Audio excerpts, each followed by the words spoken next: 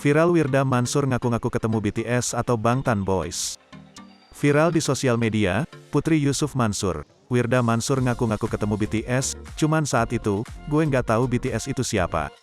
Pernyataan Wirda Mansur mengaku bertemu BTS itu pun jadi perbincangan di sosial media. Bahkan nama Wirda Mansur sempat trending pada Sabtu, tanggal 25 Juni tahun 2022.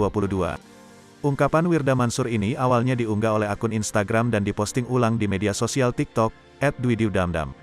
Hingga hari ini, video Wirda Mansur yang mengaku pernah bertemu dengan BTS sudah ditayangkan lebih dari 3,3 juta kali.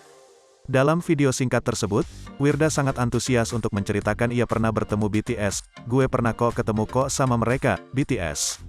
Cuman pada saat itu, gue nggak tahu BTS itu siapa. Nggak tahu kenapa ya kalau kita nggak kenal-kenal banget suka ketemu gitu loh, ujar Wirda Mansur sambil tertawa. Setelah video tersebut viral, nama Wirda Mansur langsung masuk trending di media sosial Twitter. Ini tuh pernah di cuman pada saat itu gue nggak tahu BTS itu siapa.